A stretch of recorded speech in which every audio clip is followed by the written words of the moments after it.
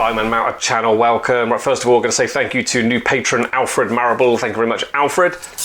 Oh my god, how on earth am I going to make a collet for that? So not immediately obvious how to make a setting for that. Yeah, looking at it closely, trying to figure out how to mount it. I've noticed that under the stone, like from those cuts to the Collet, it's just a normal round stone. I literally think that was just a round stone, and then they cut those sort of triangles out of it, turn into a star. So that's kind of good news. That means I could just put a round hole in metal and that'll drop down. So I'm thinking of using that. Obviously I want to make a mount for it, but I don't want it to be difficult or challenging. I want to like start bending up a bit of square wire to match that. I'd rather just sort of carve it out of a solid bit of metal. So the fact that's sort of just round section like we're used to helps me a lot. So I'm thinking I just drop that into a plate. So something like that. You get awkward shaped stones to make mounts for. Customers bring you stones like sapphire is always wonky and stuff, big flat girdles, and then the Collet goes all to one side. But you can sort of look at them, you know how you're going to mount it, you just know it's going to be difficult, but you sort of know how the job should be done. Something like this, I've never done that before, I don't really know the best way. Get a bit of square wire and then actually turn it with pliers into a little star. So difficult fiddly, no way would I even bother starting that. So there's a way it could be made. Immediately I say no. Drop it into a thick, but just make a round thick bezel, like cone it out a little bit and then just carve out from the outside to get it sitting in there. Again, this is a lot of work, not really necessary. So easier than that, it's just getting a bit of plate that stone sits on, and then just because that back of it is round, I'll just drop it in. I'll just use my normal tools, spinning burrs, and just open it up until that drops down. I think that's the way I'm going to proceed. After that, I'm not even bothered trying to think past that stage. I just know that stone can drop down easily, and then I'll see what metal I can cut away and how to proceed after that. Okay, flat bit of metal, that'll do. It's just in my scrap pot, so I'm using that. If you're interested, about 1 mil. I'm just thinking it would be nice to have a circle on that metal to put the star on top of, give you an idea of what needs to be done. So I'm just getting a diameter of that, 6.2,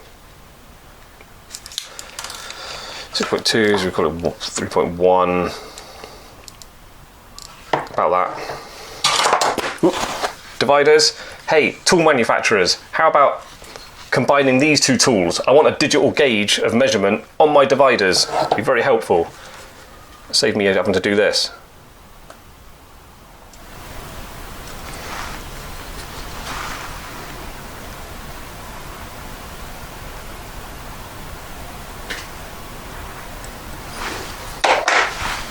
There's a big flat on the girdle, and then there's another big vertical flat in those grooves. But underneath those grooves, there's like a nice little, there's a nice amount of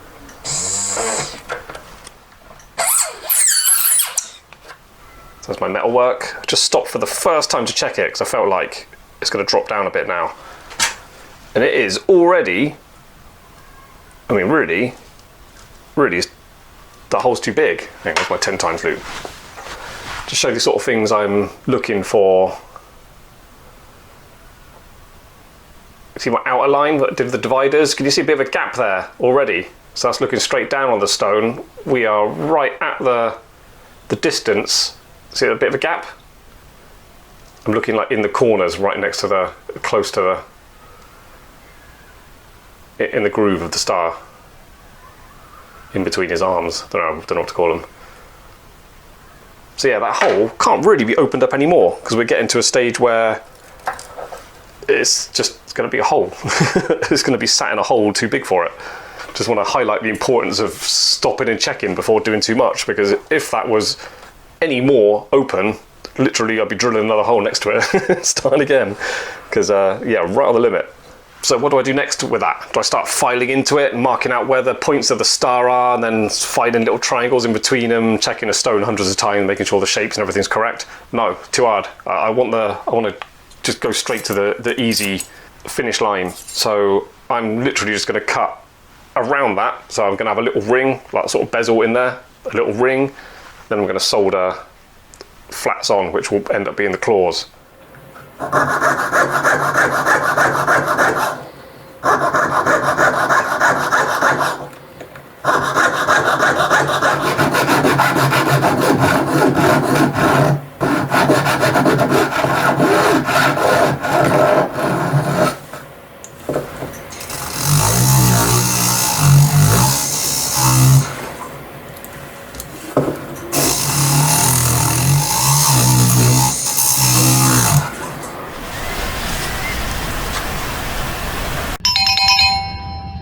Okay, so badly drawn.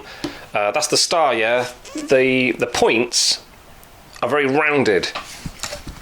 So I'm going to get a extra thick bit of metal. Hang on, let me just start again. That's my metal work.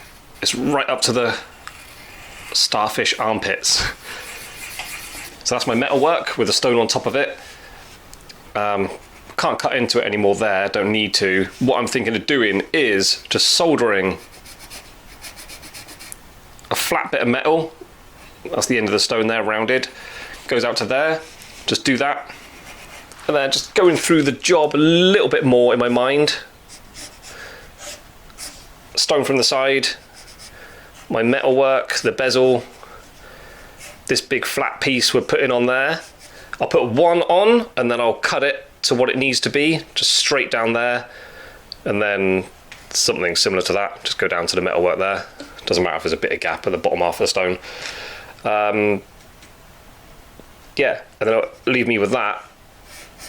So I'll have one on like that, and then I'll have a look at it from the side, and then I will cut that out first, and then put the next one on. So actually all the other four will look more like this shape.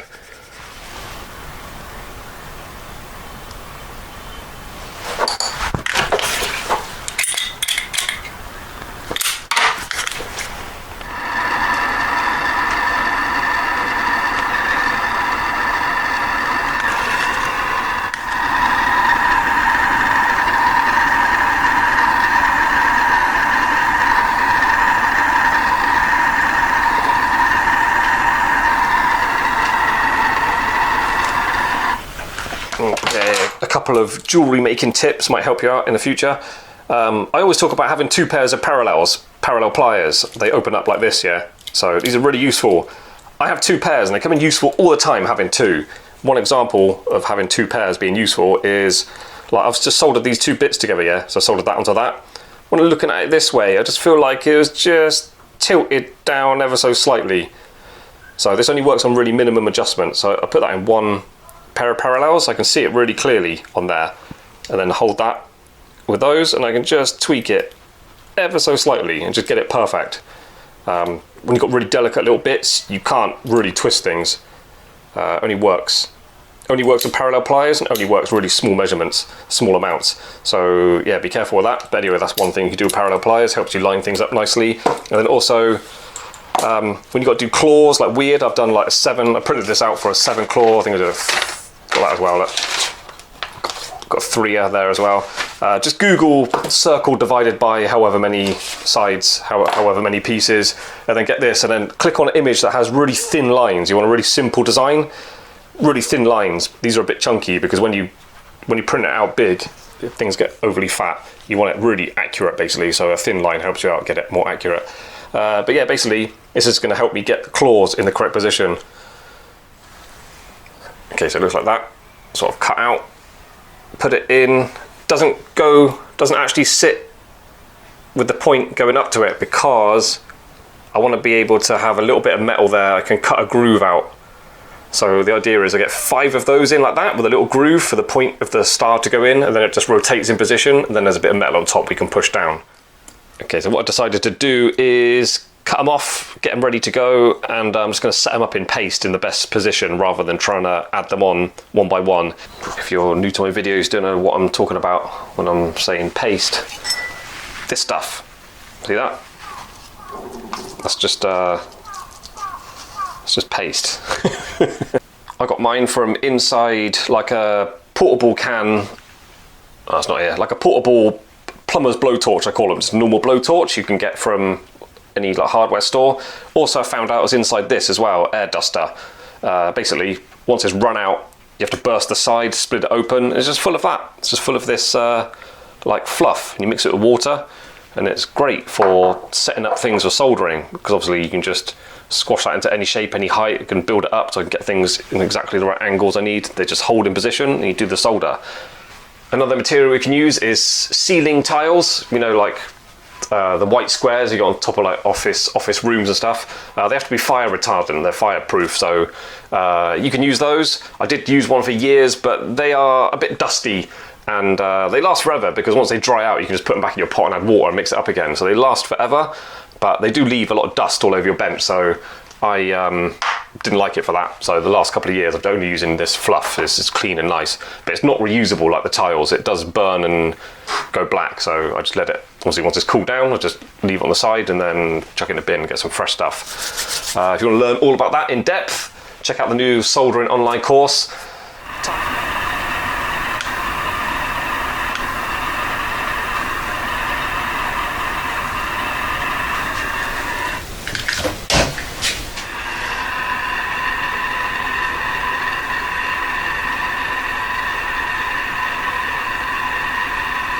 There we go.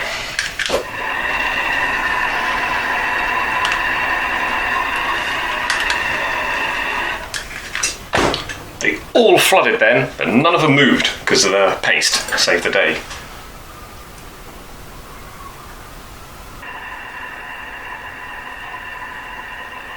My propane cylinder's running out. The last bit always stinks. Really gassy smell. Like the dregs of the bottle.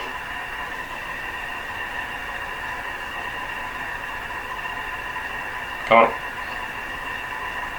Ah! Did I get it? I didn't quite. I'm gonna add a little bit more. Okay. Bear with me. So I've touched it to let it cool down at its own time. My bit of solder flooded and went the wrong way, so I need to add a little bit more, but bear in mind there's already solder flooded on that. If I put a little bit more on, it's all going to mix together, so there's going to be too much solder, so I need to regulate the damage by putting a very tiny amount of solder. I've only got to get a smallest bit to melt in the join, and it'll bring the rest of it with it. So sometimes like this I use my 2x loop and just hold this just so I can really get this tiny bit of solder in exactly the right position. Come on. There we go, there we go.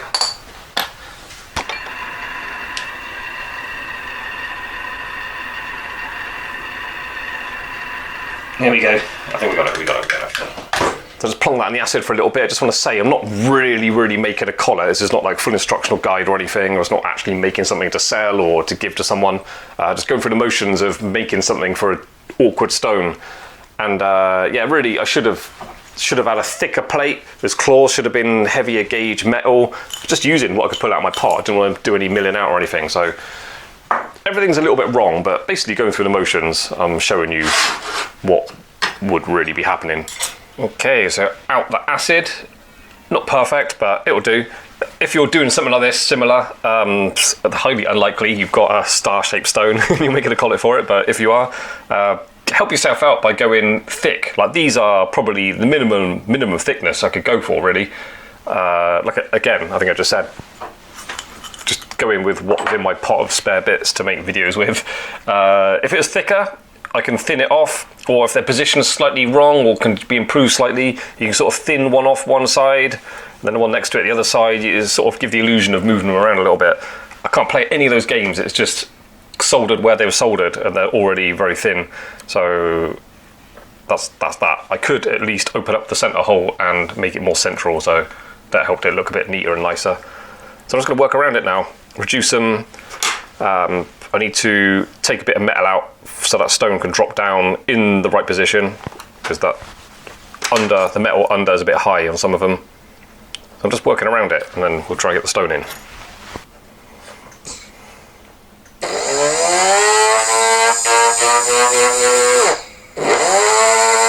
This is why I wanted to shape them up before going in, because I was thinking it would be very difficult, very awkward to get a file in there and work on one without hitting the other two. I could think ahead enough to know that.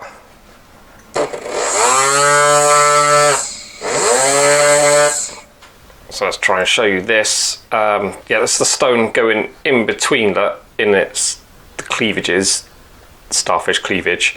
Armpit I called them yesterday, isn't it? Our starfish armpit. Yeah, the stone can't rotate under the claw, so I did that on purpose, cut them just that distance, so I'm going to have to cut a little notch. So I'm just putting a stone on and just looking at it from the side, knocking it against the metal work, so I get an idea of how big and exactly where that little space has got to be for that star to go in.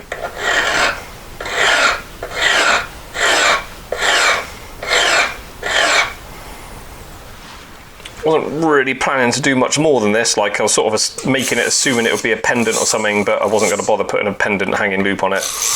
But now I got to this stage, I sort of want to see it finished or something. I might just plonk it on a shank, a ring shank.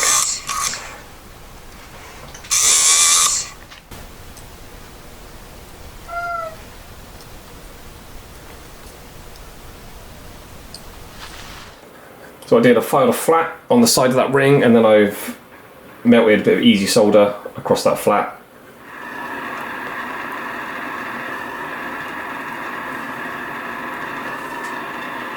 The paste is good, but when you've got a piece like that that's really like pushed in it, it's difficult to get the heat up.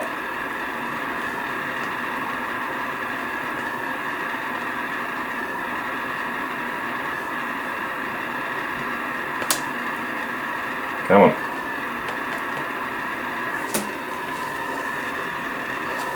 Shank's plenty hot enough, but the collet isn't.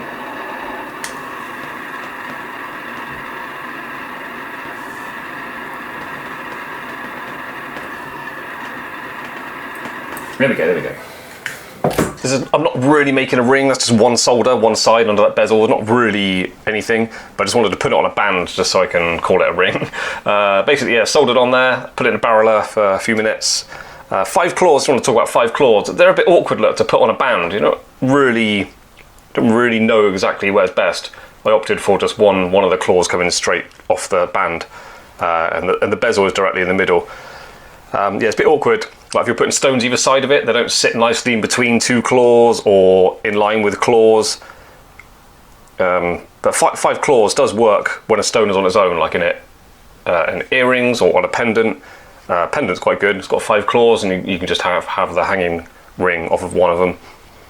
It works well. It keeps a round stone looking circular, because 4 claws around a round stone can tend to make it look more square because of the claws sticking out at the corners. Anyway, put a stone on and show yous. So that drops in, drops down, look, and then just rotates, just clicks in under the claws. So I'm just going to gently set that. Again, in case you missed it earlier, I said this video is about the sort of thinking process on how to do something I haven't done before. Trying to think ahead, do awkward things, a bit trial and error as I proceeded. So this is not actually a ring mount for a star cut stone. I'm not actually setting a star stone now, just doing what I got to do to make it sit in there. So it's setting nicely though.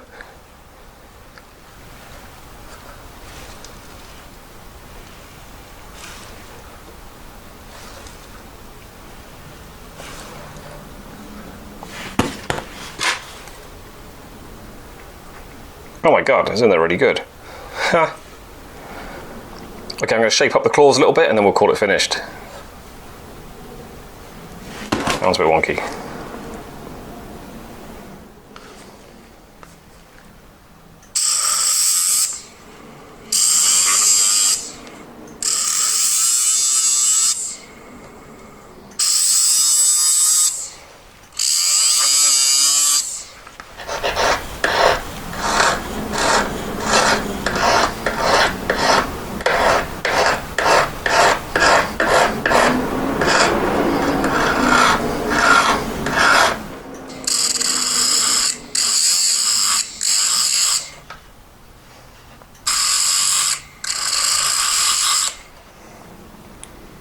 Okay, so that's set in there now. The claws need thinning off a little bit, but as they're quite chunky now, they're like little squares on the end of the spikes. I'm tempted to try and sharpen them a little bit, and that will help exaggerate the length of the starfish arms. So kind of finished. I just want to experiment with it a little bit and see what's possible. So I'm going to try and put a bit of a point on them. Might not be able to go completely pointed, but can do something to make them look a bit sharper.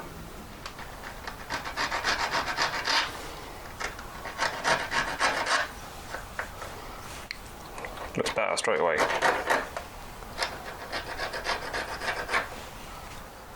So that made a really nice difference. It's just like when you're doing the V-claw on a pear shape, it just stretches them out a little bit. I think I can sharpen them a bit more, but that looks much more like a star. So I'm going to sharpen up a little bit more and then call that done. Okay, I was using my Ridgy disc to smooth it out and shape it up a little bit. Looks just like a star, right? That looks better than it ever had before, earlier on in the video. Just don't look at it from the side. If that was all rounded and polished, I think that could look quite nice. Mine's all blocky and flat sides. It's not very elegant. But yeah, looking down on it, star is really good. Problem is, for that to look very starry and nice, those corners have to be sharp, really sharp. As soon as I start rounding it off, they lose their reach. Okay, quick review. Now it's finished and knowing what I know now. I like the effect, looking down on it, looking from the side. The flats bother me. It has to be all polished and rounded at least a little bit underneath to make it look more elegant and cool, more like a piece of jewellery. And I don't like the fact that it's just a thin, flimsy bezel with claws soldered on the side. Not strong at all, really. Not what I would like to have. There's no reason why that couldn't be cast, and then you've got to get rid of the joins, but it's still going to be weak in it. So you need, probably is best to have. It needs an under bezel. It could be like that, but if it had like a daylight hole and an under bezel, the claws at least could be soldered in 2 positions on 2 bezels and then go around on top of the stone. That'd be much stronger, and I'd look better from the side as well. That'd be better if that collet went down right to the finger. It would just look nicer. You could, like I say, I mentioned loads of times in the video, I was just taking bits out of here to try and create it. I didn't really want to start milling stuff out and really getting dimensions correct, because I'm not really, the point of the video is not really about the collet, it's about me figuring out how it could be made and then going for it. Yeah, so when you need to make a collet, start off with thick bits of metal that can be cut back, helps you out for making adjustments. And yeah, things need to be finished, not only have to look good or be set well, they have to be made strong, they have to be long lasting, and sharp corners as well, a bit of a no-no. You can make them sharp and then blunt them on purpose on the polisher motor. It's a trick I've done in the past, rather than actually blunting them with files and then polishing them. Polishing does take sharpness away. It stops things being like little points or little blades, so just polish it hard if you're doing something like that. Just leave it to the polisher motor to blunt it off. Yeah, but basically, if that was a diamond on a thin band ring, I think that'd be quite a nice thing. Anyway, cool. See you on the next video. Like and subscribe and all that. This video is a bit strange, but if you do want to support me on Patreon, it's patreon.com/diamondmelter. And again, limited time now, I created an online soldering course, like really in depth. Basically everything I know about soldering. Took me year and a half, almost 2 years to create this online course. That's now available. It's $399, but only for a limited time. That's a 75% off price. So when that finishes, it's going to go up in price a lot. So it's your last chance to get that for cheap. $399, you can go from beginner to just working exactly like a professional jeweler works. So really just cuts out all the trial and error, all the crap, all the mistakes and stuff. You just go straight to what works, and then you become a professional jeweler basically by the end of the month. Cool, right, if not, just click like and subscribe, and hope you join me again next upload. See you later, bye.